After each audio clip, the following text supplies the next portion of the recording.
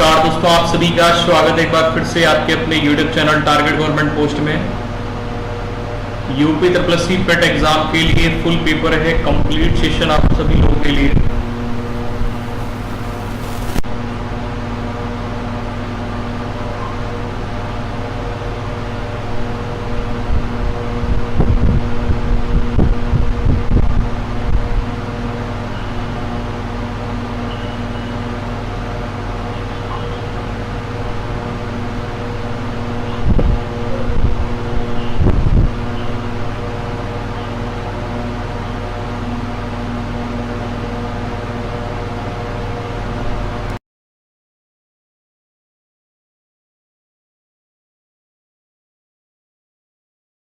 बताना है दोस्तों, ये स्थित है उत्तर प्रदेश में। और उत्तर प्रदेश के कौन से जिले में है? तो एटा जिले में। आप लोगों ने सुना होगा उत्तर प्रदेश में एक एटा जिला है, ठीक है ना।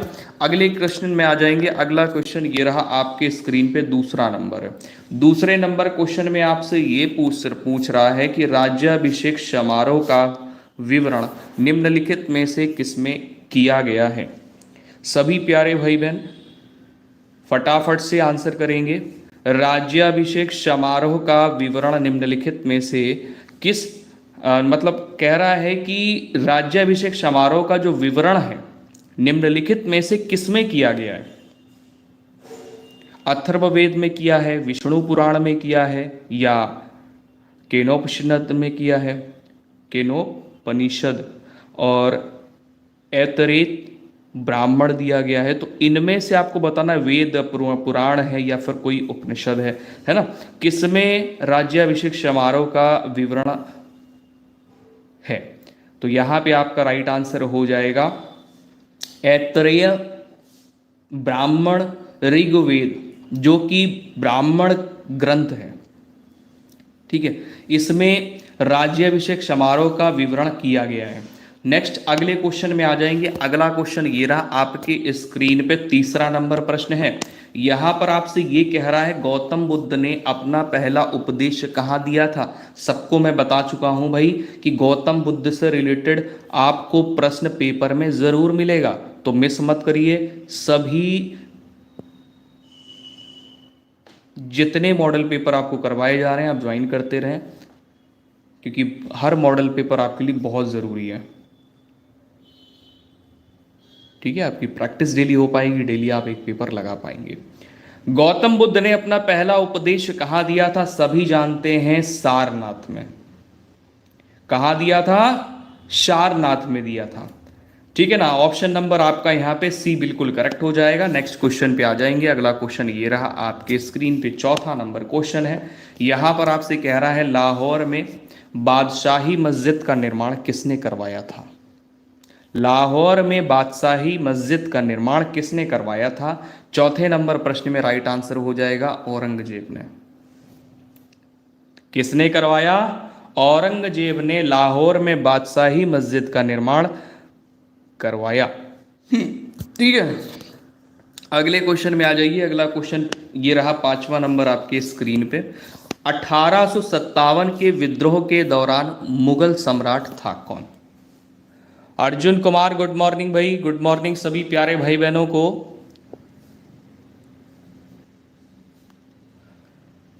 सेशन को लाइक जरूर कर देंगे। बहुत सारे प्यारे भाई बहन हैं जिन्होंने अभी तक सेशन को लाइक नहीं किया है, तो सेशन को लाइक जरूर कर दें, जिससे कि उन तक भी लाइव सेशन पहुंच पाए जिनके पास नोटिफिकेशन नहीं पहुंच पाई है।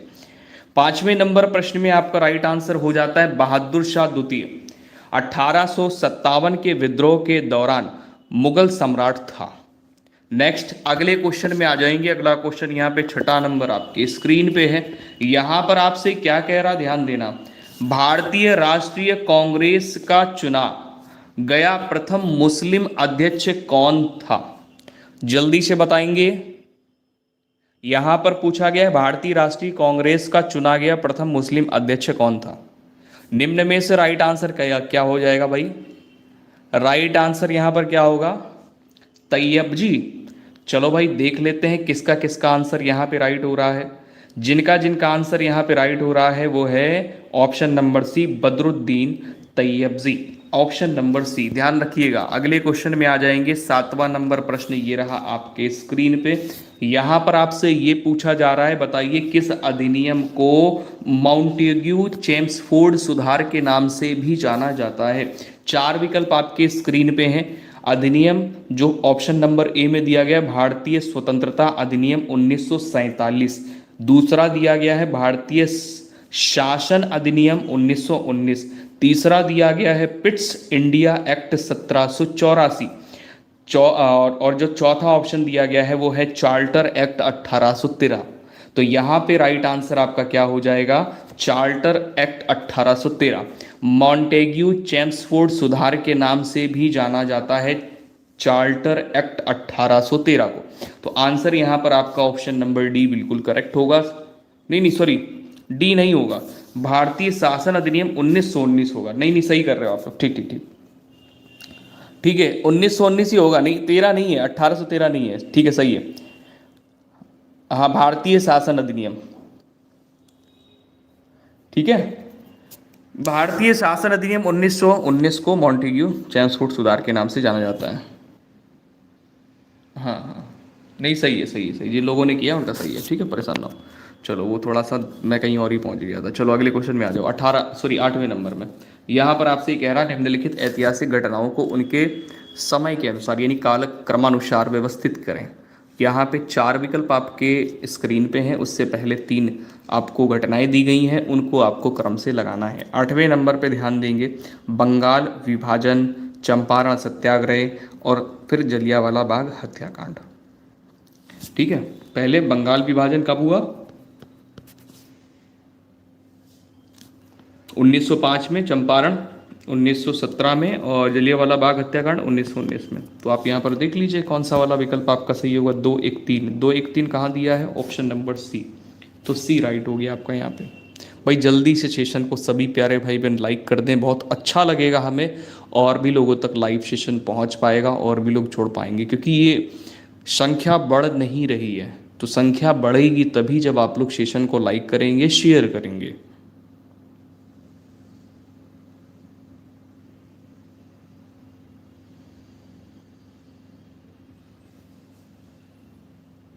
हमें एक बात नहीं समझ में आती भाई, आप लोग विश्वास के साथ में जुड़ते हैं तो सेशन को लाइक करने में ऐसी क्या समस्या होती है, ऐसी क्या प्रॉब्लम होती है कि आप लोग सेशन को लाइक नहीं करते हैं।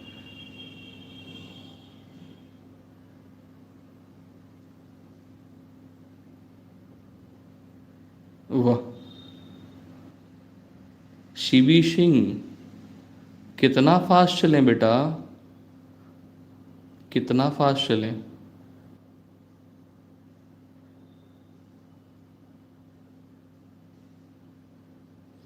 देखिए हम इसलिए लाइक के लिए आप लोगों से बोलते हैं कि आप जैसे और भी लोगों तक लाइव सेशन पहुंच पाएगा और भी लोग जुड़ पाएंगे। तो ये कोई कहने वाली बात नहीं होती, आप लोग रेगुलर क्लास लेते हैं, हाँ, तो ध्यान दिया करें, जिससे और भी लोग जुड़ेंगे, कंपटीशन और अच्छा होगा। लाइक करवाने का उद्देश्य मेरा यही होता है, ऐसे कुछ ऐसा नहीं है कि आप लाइक करोगे आपके अकाउंट से पैसा कट जाएगा। अच्छा अच्छा सीवी सिंह, चलो भाई कंटिन्यू करते हैं। यहाँ पर ध्यान देंगे, आपका ऑप्शन नंबर सी राइट हो गया है। नेक्स्ट क्वेश्चन की तरफ चलेंगे हम लोग। अगला क्वेश्चन ये रहा आपके स्क्रीन पे, 9वां नंबर है। यहाँ पर आपसे ये कह रहा है कि अखिल भारतीय किसान कांग्रेस के प्रथम महासचिव निम्न में से कौन थे। सभी प्यारे भाई बहन ध्यान देंगे, 9वें नंबर पे राइट आंसर हो जाएगा NG रंगा। क्या हो जाएगा, NG रंगा। नेक्स्ट क्वेश्चन पे आ जाइए। अगला क्वेश्चन ये रहा आपके स्क्रीन पे, ध्यान देंगे। 10वां नंबर क्वेश्चन है, आपसे कह रहा है कि किस स्वतंत्रता सेनानी ने महात्मा गांधी को पहली बार राष्ट्रपिता कहकर संबोधित किया। किस स्वतंत्रता सेनानी ने महात्मा गांधी को पहली बार राष्ट्रपति कहकर संबोधित किया। 10वें नंबर पे राइट आंसर हो जाएगा Subhash Chandra Bose. Subhash Chandra Bose, option number B यहाँ पर बिल्कुल करेक्ट हो जाएगा। Aryan Pandey, very good morning. अगले क्वेश्चन में आ जाएंगे। अगला क्वेश्चन 11वां नंबर ये रहा आपके स्क्रीन पे। यहाँ पर आपसे कह रहा है कि किस देश के साथ भारत की सबसे लंबी अंतर्राष्ट्रीय सीमा लगी हुई है।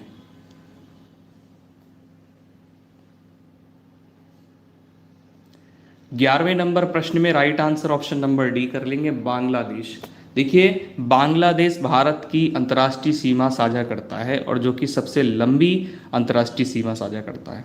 नेक्स्ट क्वेश्चन पे आ जाएंगे। अगला क्वेश्चन यहाँ पर ये रहा आपके स्क्रीन पे, 12 नंबर है। यहाँ पर आपसे ये कह रहा है नाथुला दर्रा, नाथुला दर्रा स्थित है कहाँ पे?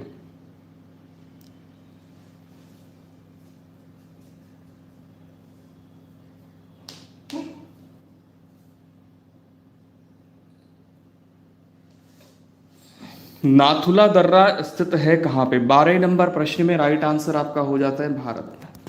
अगला क्वेश्चन ये रहा आपके स्क्रीन पे, 13 नंबर है। 13 नंबर क्वेश्चन में आपका जो सही आंसर बनेगा वो क्या बनेगा? राष्ट्रीय उद्यानों और उनके स्थानों के संदर्भ में निम्नलिखित में से कौन सा युग्म सही है? 13 नंबर प्रश्न में राइट आंसर आपका हो जाएगा लामजाओ मणिपुर, कीबुल लामजाओ मणिपुर। 13 नंबर पे पूछ रहा है राष्ट्रीय उद्यानों और उनके स्थानों के संदर्भ में निम्नलिखित में से कौन सा युग्म है जो कि सही है? तो ऑप्शन नंबर आपका सी बिल्कुल यहाँ पे राइट हो जाएगा। अगले क्वेश्चन में आ जाइए। अगला क्वेश्चन ये रहा, 14 नंबर आपके स्क्रीन पे है।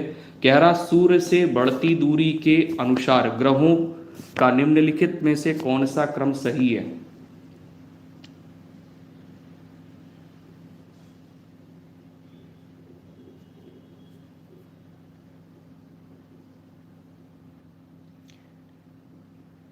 सूर्य से बढ़ती दूरी के अनुसार ग्रहों का अगर क्रम देखा जाएगा तो यहाँ पर आपका जो सही क्रम बनेगा वो बुध शुक्र पृथ्वी मंगल, पहला ही सही है, पहला वाला विकल्प ही सही है।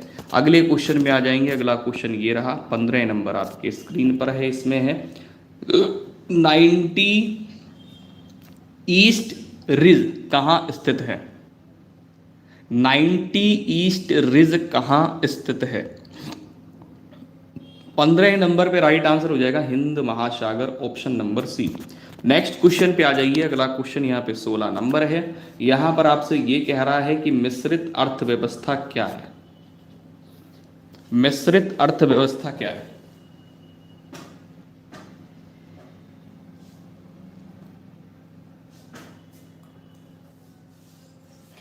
16 नंबर प्रश्न में राइट आंसर हो जाएगा सार्वजनिक क्षेत्र एवं निजी क्षेत्र का सह अस्तित्व।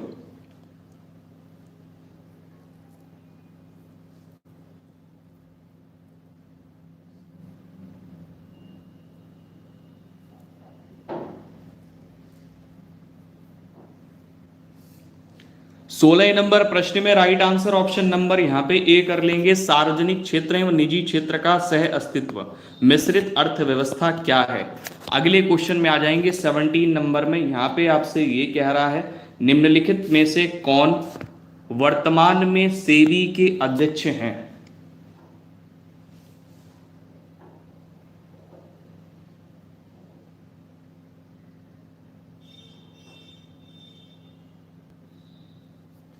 सेवनटीन पे right answer option number D हो जाएगा माधवी पुरी बुच, माधवी पुरी बुच। अगले क्वेश्चन में आ जाएंगे 18 नंबर में। यहां पर आपसे ये कह रहा है कि उद्योग किस पंचवर्षीय योजना में विकसित हुआ?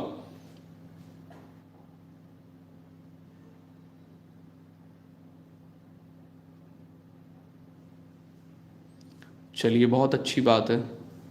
उद्योग किस पंचवर्षीय योजना में विकसित हुआ? 18 पे राइट आंसर हो जाएगा द्वितीय पंचवर्षीय योजना में विकसित हुआ उद्योग। अगले क्वेश्चन में आ जाइए। 19 नंबर क्वेश्चन आपके स्क्रीन पर है। हरित क्रांति का जनक किसे कहा जाता है? हरित क्रांति का जनक किसे कहा जाता है?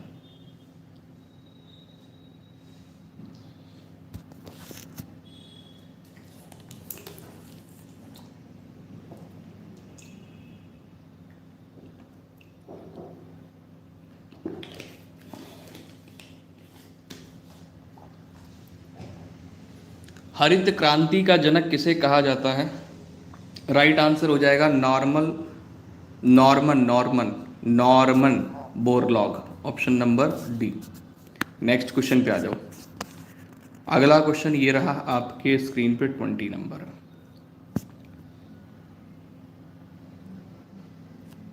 20 नंबर में आपसे ये कह रहा है कि कौन सा बैंक पहले इंपीरियल बैंक ऑफ इंडिया के नाम से जाना जाता था। कौन सा ऐसा बैंक है जो कि पहले इंपीरियल बैंक ऑफ इंडिया के नाम से जाना जाता था। दोस्तों राइट आंसर यहाँ पे हो जाएगा 20 में option number D, state bank of India. ठीक है, 20 में स्टेट बैंक ऑफ इंडिया कर लेंगे। 1 जुलाई 1955 से इंपीरियल बैंक ऑफ इंडिया को स्टेट बैंक ऑफ इंडिया के नाम से जाना जाने लगा। नेक्स्ट अगले क्वेश्चन पे आ जाएंगे। अगला क्वेश्चन ये रहा आपके स्क्रीन पे 21 नंबर प्रश्न है, संविधान सभा के पहले अस्थाई अध्यक्ष कौन थे। संविधान सभा के पहले अस्थाई अध्यक्ष, जब अस्थाई बोलेगा तो आप सीधे सीधे यहाँ पे अपना सही आंसर कर लेंगे ऑप्शन नंबर डी, सच्चिदानंद सिन्हा। और राजेंद्र प्रसाद स्थायी अध्यक्ष थे। चलिए अगले क्वेश्चन में आ जाएंगे। अगला क्वेश्चन ये रहा आपके स्क्रीन पे 22 नंबर है। यहाँ पर आपसे देखो क्या कह रहा है, ध्यान देना। 22 नंबर क्वेश्चन में आपसे ये कह रहा है कि भारतीय संविधान के निम्न में से किस भाग में मौलिक अधिकारों का वर्णन है। सोनम शर्मा, खुश रहो बेटा। 22 नंबर प्रश्न में राइट आंसर आपका यहाँ पर क्या हो जाएगा, भारतीय संविधान के निम्नलिखित में से किस भाग में मौलिक अधिकारों का वर्णन है। तो आंसर यहाँ पर आपका हो जाता है भाग 3 में। अगले क्वेश्चन पे आ जाएंगे। अगला क्वेश्चन यहाँ पर 23 नंबर है। आपसे कह रहा है भारत के संविधान में निम्नलिखित में से कौन सा अनुच्छेद समान नागरिक संहिता से अधिक है, संबंधित है, सॉरी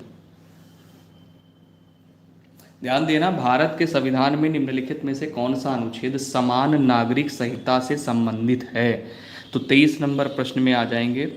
23 नंबर प्रश्न में आपका सही विकल्प क्या होगा। देखिए भारतीय संविधान के भाग 4 की अगर हम लोग बात करें तो भाग 4 के अनुसार अनुच्छेद 36 से लेकर के 51 तक में राज्य के नीति के निदेशक तत्वों का उल्लेख किया गया है। और अनुच्छेद 44 की बात करें तो नागरिकों के लिए एक समान नागरिक संहिता से संबंधित है। तो नागरिक संहिता से संबंधित हो गया अनुच्छेद 44। और 36 से लेकर के 51 इसमें राज्य की नीति के निदेशक तत्वों का उल्लेख किया गया है। अगले क्वेश्चन पे आ जाएंगे। अगला क्वेश्चन यहाँ पे 24 नंबर ये रहा आपके स्क्रीन पे।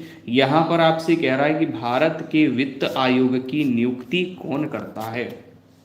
सर बीटीसी की डेट बढ़ गई 31 अगस्त। वो तो मुझे पता था पहले से ही कि बीटीसी की डेट बढ़ेगी ही बढ़ेगी, क्योंकि पिछले 2018 के बाद, ठीक है, 2018 के बाद बीटीसी में एडमिशन बहुत नाम मात्र हो रहे थे, एडमिशन कोई ले ही नहीं रहा था। मैक्सिमम सभी स्टूडेंट बीएड में ही एडमिशन ले रहे थे और अभी भी बीएड में ही एडमिशन मैक्सिमम होंगे। ठीक है, क्योंकि जब 2018 का जो आदेश आया था ना, इसमें बीएड वाले जो स्टूडेंट थे ये सभी के लिए एलिजिबल थे, सभी के लिए। ठीक है, फिर उसके बाद से केस वाली प्रक्रिया चालू हो गई।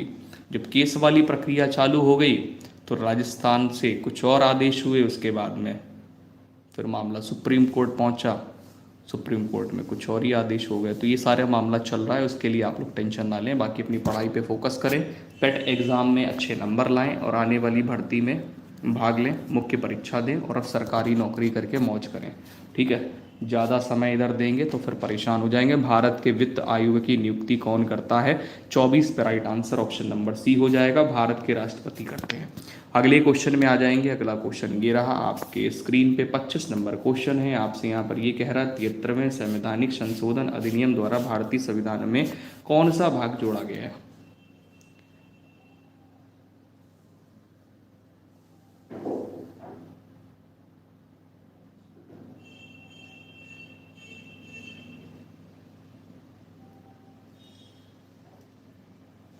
नेक्स्ट क्वेश्चन पे आ जाएंगे। 73वें संवैधानिक संशोधन अधिनियम द्वारा भारतीय संविधान में कौन सा भाग जोड़ा गया।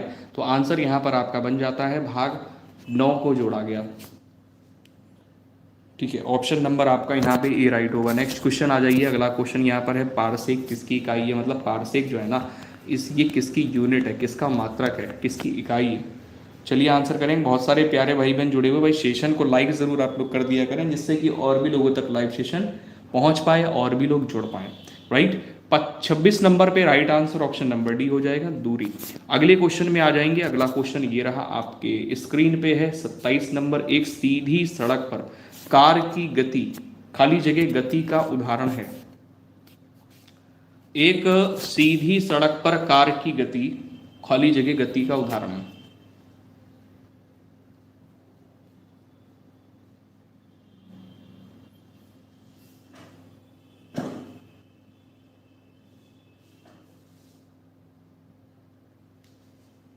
एक सीधी सड़क पर कार की गति का उदाहरण है। 27 नंबर पे राइट आंसर हो जाएगा रेखीय। अगले क्वेश्चन में आ जाएंगे। अगला क्वेश्चन यहाँ पे 28 नंबर है। यहां पर कह रहा है कि एक तत्व के समस्थानिकों में खाली जगह होते हैं या होती है। Aryan good morning.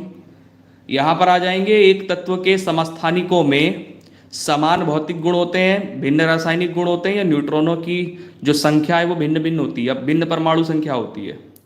तो 28 नंबर पे राइट आंसर हो जाएगा कि एक तत्व के समस्थानिकों में न्यूट्रॉनों की भिन्न भिन्न संख्या होती है। ऑप्शन नंबर सी यहां पर बिल्कुल करेक्ट कर लेंगे।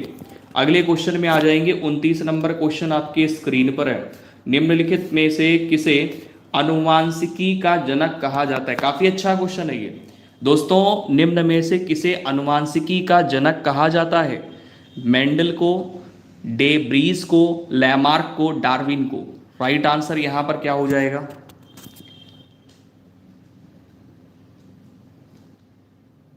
बहुत बढ़िया, शाबाश शमीर, गुड मॉर्निंग। ध्यान देंगे, मेंडल को अनुवांशिकी का जनक कहा जाता है। अगले क्वेश्चन में आ जाएंगे। अगला क्वेश्चन रक्त समूह से रिलेटेड क्वेश्चन है।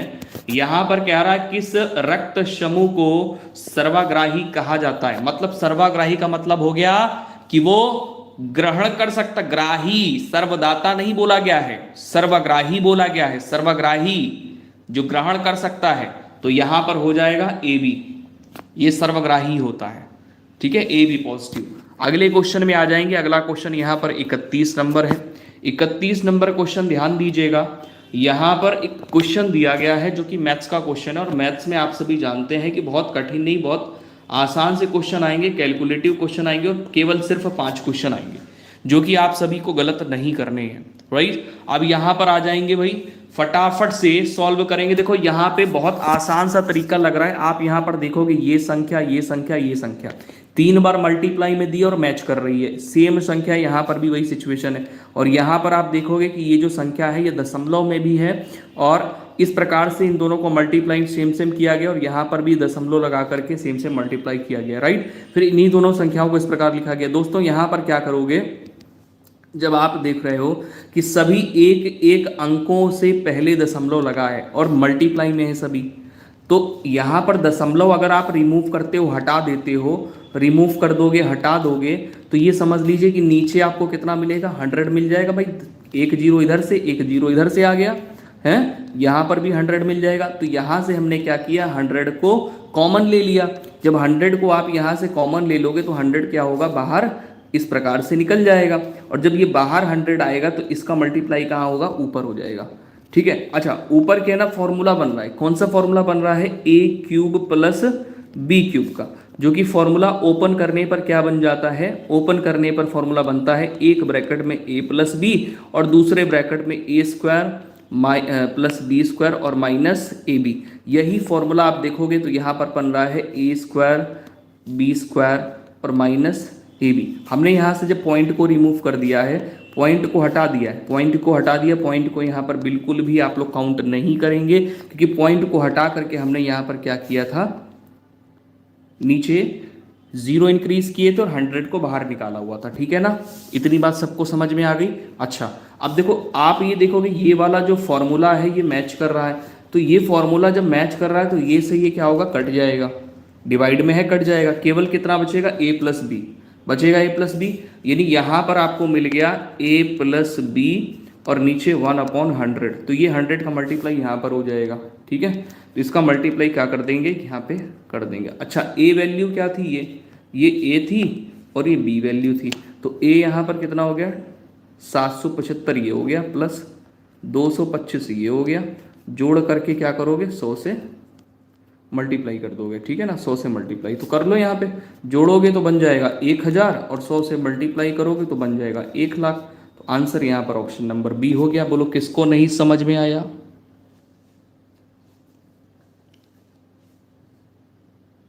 बोलो किसको नहीं समझ में आया? आ गया सबको समझ में अच्छे से?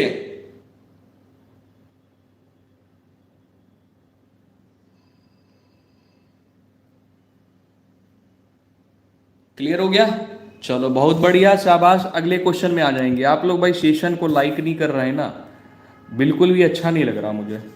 मतलब मेरे लिए नहीं तो खुद के लिए तो कर दिया करिए सेशन को लाइक, खुद के लिए मतलब अपने लिए।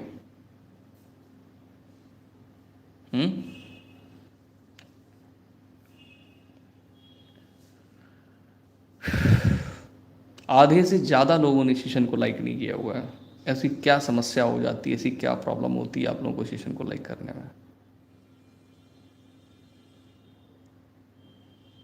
चलो 32 नंबर क्वेश्चन आपके स्क्रीन पे, चलिए सॉल्व करिए, अपना आंसर बताइए कमेंट सेशन में। कह रहा किसी संख्या में पहले 15% की वृद्धि होती है, फिर 15% की कमी होती है, तो रिजल्ट हमको मिलता है 782। यदि उसी संख्या में पहले 25% की कमी हो, फिर 25% की वृद्धि हो, तो और फिर से 20% की कमी हो, तो परिणामी संख्या क्या होगी?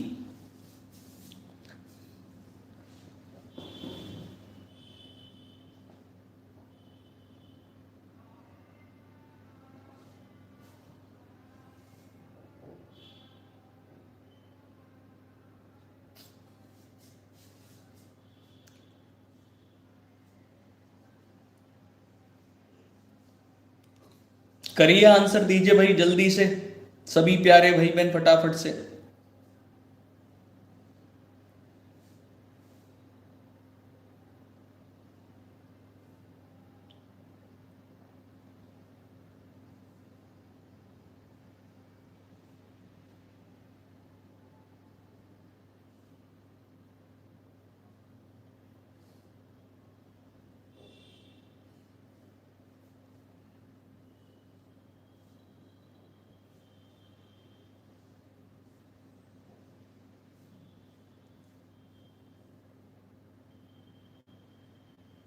चलो चीकू का देखो आंसर आया, अर्जुन कुमार का आंसर आया, और भी लोग आंसर करो भाई, पेन कॉपी लेके नहीं बैठे हो आप लोग हैं? यहाँ पर कह रहा कोई संख्या है, मान लिया कोई संख्या x है, पहले 15% की वृद्धि होती, वृद्धि यानी 100 में 15 बढ़ा दिया तो 115 बन गया। ठीक है, परसेंट हटाओगे 100 से मल्टीप्लाई करोगे, उसके बाद बोला कि 15% की कमी होती है, तो 15% की यहाँ पर कमी कर दो आप, तो 15% की जब कमी करोगे तो यहाँ बन जाएगा 85/100, बराबर संख्या कितनी बन रही है, इतनी संख्या बन रही है। मतलब ये सॉल्यूशन करने के बाद में रिजल्ट ये मिलता है।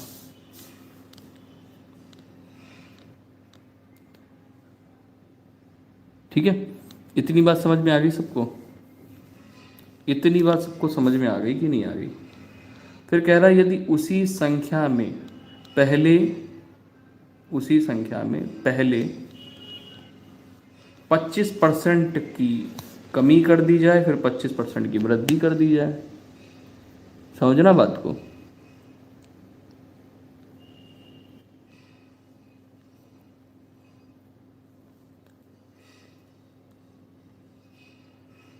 तो पहले तो इसको सॉल्व करो आप लोग।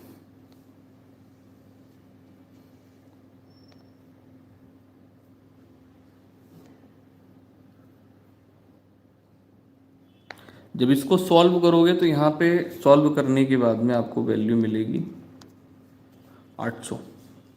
x का मान कितना आएगा, 800 आएगा। इसको सॉल्व करना आप लोग, ठीक है? हाँ, अब इसी 800 में क्या करना है, जो वैल्यू हमें 800 प्राप्त हुई है सॉल्व करने पर, कैलकुलेशन आप लोगों को करनी है। 800 में देखो क्या करना है, कह रहा है पहले 25% की कमी होती है, तो 25% की कमी होती है, नहीं 75 बटे कितना हो गया 100, और 25% की फिर वृद्धि हो गई तो 125 बटे कितना हो गया 100। 20% की फिर से कमी होती है तो 20% की कमी यानी यहाँ पर हो गया 80 बटे 100। ठीक है, कैलकुलेशन यहाँ पर कर लो। कैलकुलेशन करने के लिए 2 जीरो से 2 जीरो हमने काट दिए। 25 से काटोगे तो 25 पंचे और 25 चौको, 4 से 8 को काट दिया 2 हो गया। ठीक है, अब इधर मल्टीप्लाई कर दो, 5 दूनी 10 ये हो गया। फिर कितना बनेगा 75 गुणे 5 दूनी 10 मतलब ये बन गया 800 बटे यहाँ पर हो गया 100। 2 जीरो से 2 जीरो कट गए, और 75 में जब 8 का मल्टीप्लाई आप करोगे ना तो आंसर आ जाएगा 600। ठीक है, तो 600 जिनका जिनका आंसर आया उन सभी का आंसर बिल्कुल सही है।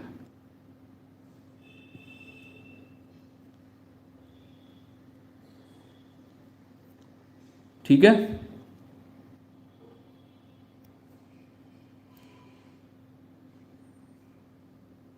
चले आगे।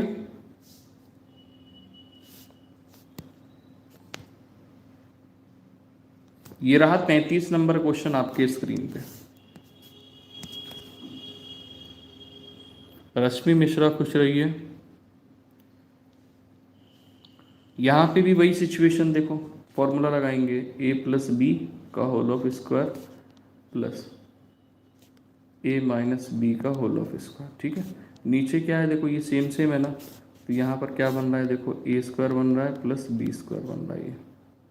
ठीक है, अब यहाँ पे फॉर्मूला ओपन कर लो तो a square plus B square plus 2ab, और इधर क्या हो गया a स्क्वायर बन गया, इसको ओपन किया तो प्लस बी स्क्वायर बन गया माइनस ab बना। नीचे आ जाओगे तो a स्क्वायर है प्लस बी स्क्वायर है। अब यहाँ पर आप ध्यान से देखोगे तो ये माइनस का ये प्लस का कट जाएगा, यहाँ पे 2a स्क्वायर मिल गया और 2b स्क्वायर मिल गया। तो यहाँ पर जब फाइनली सॉल्व करोगे तो 2a square plus B square upon a square plus B square ये बन जाएगा, और यहाँ से क्या करोगे, इससे इसको आप काट दोगे, ये बन जाएगा 2।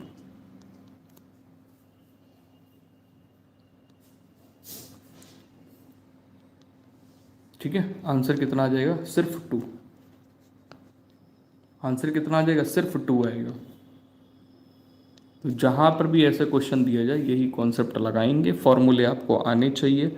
फॉर्मूले बहुत बेसिक से होते हैं, जैसे a प्लस बी का whole of square, a plus B का whole of cube, a plus B plus C का whole of square, a plus B plus C का होल ऑफ क्यूब, ये सारे फॉर्मूले आपको आने चाहिए।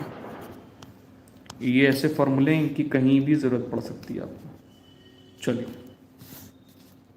34 नंबर में देखो क्या कह रहा है कि इतने प्रतिशत को निम्नलिखित में से कौन सी भिन्न अभिव्यक्त करती है। अब यहाँ पर क्या करना है, इसको फ्रैक्शन में लिखना है। ये प्रतिशत वैल्यू दी गई है 37 सही 1/2 प्रतिशत। जब आप इसको सॉल्व करेंगे तो 37 दूनी कितना होता है 74, 1 75 होगा, 75 बटे कितना हो जाएगा 2, और परसेंट को रिमूव करोगे तो 1/, हो गया 100। ठीक है, तो 25 से अब इसको आप अगर डिवाइड करते हो तो 25 यहाँ 75, 25 चौको 100, तो कितना हो जाएगा 3/8 हो जाएगा। 4 दूनी 8 हो जाएगा, इनका मल्टीप्लाई होगा 3/8 हो जाएगा आंसर। ठीक है, आगे समझ में 3/8 कैसे आया। चलो अगले क्वेश्चन पे आ जाओ, ये भी अच्छा क्वेश्चन है देखो, 35 नंबर क्वेश्चन।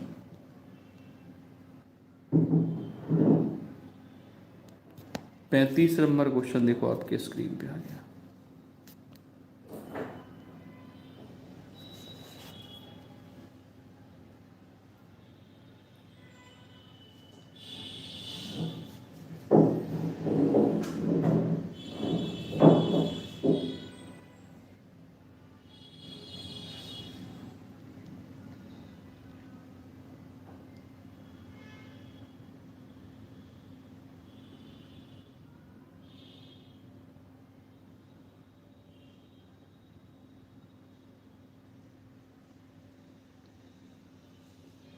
पैंतीस नंबर क्वेश्चन को करिए।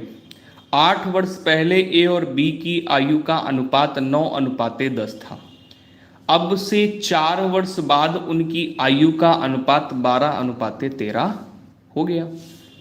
सी की वर्तमान आयु वर्षों में क्या है यदि उसकी आयु ए से 6 वर्ष अधिक है। निकालो, देखिए कौन कौन आंसर दे पा रहा है। सर नाइट में क्लास चलता है? हाँ जी, नाइट में क्लास चलता है 9 बजे से, 9 बजे से क्लास रहता है।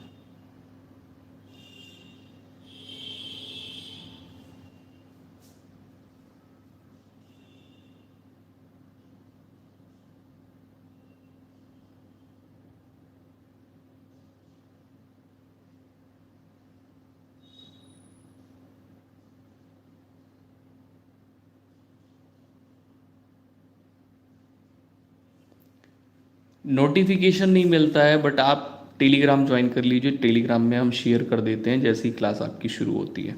चलिए यहाँ पर ध्यान देंगे 8 वर्ष पहले, ठीक है, बहुत ध्यान से करिएगा।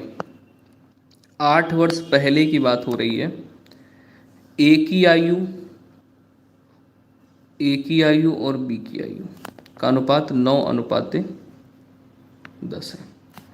4 वर्ष बाद, 8 वर्ष पहले ए और बी की आयु का अनुपात इतना, अब से 4 वर्ष बाद, अब से 4 वर्ष बाद आयु उनकी हो जाएगी इतनी।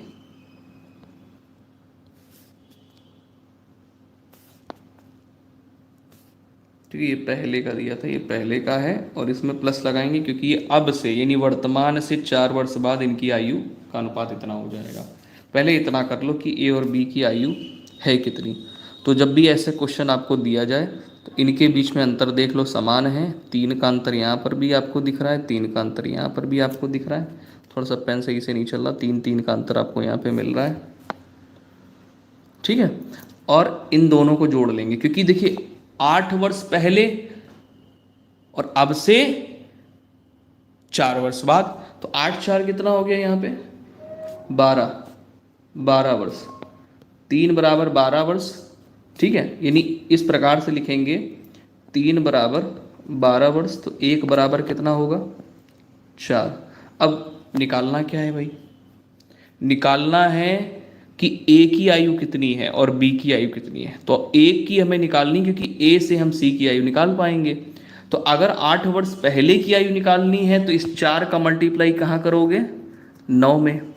तो 9 चौको कितना हो गया, 9 चौको हो गया 36, जो कि ये जो 36 आई है आयु, ये कब की है, ये 8 वर्ष पहले की। तो यहाँ पर 8 वर्ष आप क्या करोगे जोड़ दोगे, तो कितना हो जाएगा यहाँ पे कितना हो जाएगा 44 हो जाएगा। 8 जोड़ोगे 36 में तो कितना हो जाएगा 44 हो जाएगा, समझ गए। अच्छा, तो आगे प्रश्न में पढ़ोगे तो प्रश्न में कह रहा है सी की जो वर्तमान आयु है, सी की वर्तमान आयु क्या है यदि उसकी आयु ए से 6 वर्ष अधिक है। तो ए की आयु इतनी है अगर वर्तमान की, ध्यान देना, तो सी की आयु कितनी होगी ए से 6 वर्ष अधिक है। तो यहां पर क्या करोगे, ये जो 44 आया है इसमें 6 को जोड़ दोगे, 50 आंसर आ जाएगा ऑप्शन नंबर ए। नोट करना चाहो तो कहीं नोट कर लो, कहीं पे नोट करना चाहो तो नोट कर लो।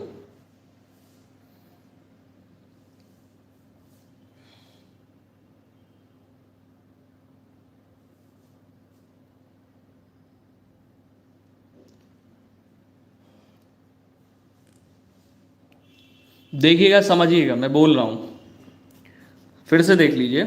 कह रहा है ए और बी की आयु का अनुपात इतना है 8 वर्ष पहले। तो हमने 8 वर्ष पहले लिया, ए और बी की आयु का अनुपात ले लिया 9:10 लिख लिया। यहाँ पे देखो 9 लिख लिया, 10 लिख लिया, ठीक है। इसके बाद में आगे पढ़ोगे तो कह रहा है अब से 4 वर्ष बाद, अब से 4 वर्ष बाद, यानी वर्तमान की बात कर रहा है कि अभी से 4 वर्ष बाद, तो प्लस लगा दिया, 4 वर्ष बाद 12:13 हो जाती है आयु। इतना पढ़ने के बाद में हमने यहां से ए की आयु निकाली। क्यों? क्योंकि सी की आयु निकालने के लिए ए की आयु हमें पता होनी चाहिए। तो दोस्तों यहां पर ये जो अंतर बराबर होंगे, ये ट्रिक तभी आपकी सक्सेसफुल होगी जब अंतर बराबर होंगे। तो दोनों में अंतर आप देखोगे 3-3 का अंतर आ रहा है, तो 3 बराबर 12 के 12 कहां से आया? ये 8 और 4 जुड़ जाएगा, 8 और 4 जब जुड़ जाएगा तो 12 बन जाएगा, और 3 बराबर 12 के तो 1 बराबर 4 के, 3 बराबर 12 के तो 1 बराबर 4 के। अब यहां से क्या करोगे? यही जो 4 है इसका मल्टीप्लाई 9 में कर दोगे, तो 8 वर्ष पहले ए की आयु कितनी थी? 36 वर्ष थी। ठीक है, और वर्तमान की निकालोगे, 8 वर्ष पहले आप 36 वर्ष के थे, अगर वर्तमान निकालोगे तो 8 वर्ष जोड़ोगे तो आप 44 वर्ष के हो जाओगे। अब आपसे ये कह रहा है कि जो सी की आयु है वो ए से 6 वर्ष अधिक है, तो जब सी की आयु आप निकालोगे तो ए में क्या करोगे? 6 जोड़ दोगे, यानी ए की जो आयु है उसमें 6 जोड़ दोगे, तो ए की आयु आई थी 44, 44 में 6 जोड़ोगे 50 वर्ष आयु आ जाएगी सी की। ओके, चलो भाई अगले क्वेश्चन की तरफ आ जाओ। इसमें कह रहा है सही वर्तनी वाला शब्द कौन सा है निम्न में से? सही वर्तनी वाला शब्द निम्न में से कौन सा है? 36 नंबर पे ऑप्शन नंबर यहां पे बन जाएगा अनुग्रहीत। क्या बनेगा? अनुग्रहीत बनेगा।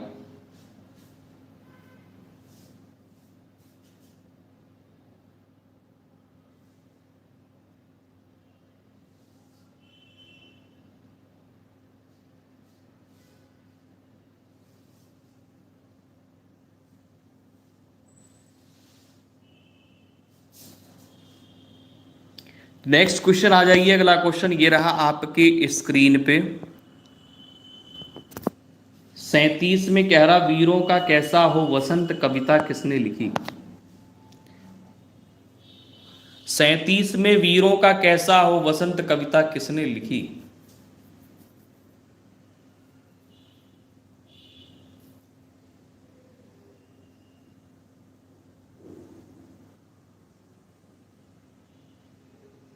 सुभद्रा कुमारी चौहान, वेरी गुड, शाबाश, बहुत बढ़िया। अगले क्वेश्चन में आ जाओ। 38 नंबर में कह रहा है कि जिसकी पूर्व से कोई आशा ना हो के लिए एक शब्द क्या होगा? 38 नंबर क्वेश्चन पे राइट आंसर क्या करोगे? जिसकी पूर्व से कोई आशा ना हो, जिसकी पूर्व से कोई आशा ना हो, अप्रत्याशित हो जाएगा। ऑप्शन नंबर डी राइट होगा। नेक्स्ट क्वेश्चन पे आ जाएंगे। 39 में कह रहा है कि अकाल का पर्यायवाची निम्न में से क्या है?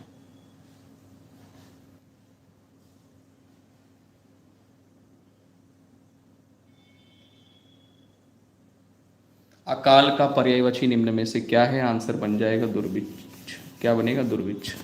अगले क्वेश्चन में आ जाओ। अगला क्वेश्चन आखिरी क्वेश्चन 40 नंबर आपके स्क्रीन पर है। आकाश शब्द का विलोम बताइए।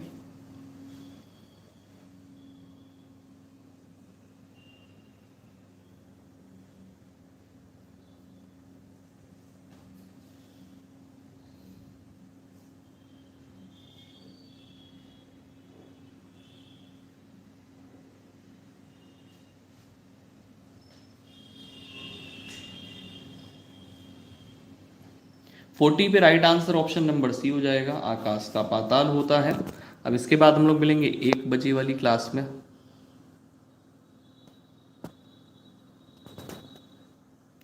1 बजे वाली क्लास में मिलेंगे। तो 1 बजे वाली क्लास आपकी होगी रीजनिंग की। अगले टॉपिक की 2 टॉपिक आपके हो चुके हैं, यानी 2 क्लासें हो चुकी हैं, तीसरी क्लास आज आपको मिलेगी।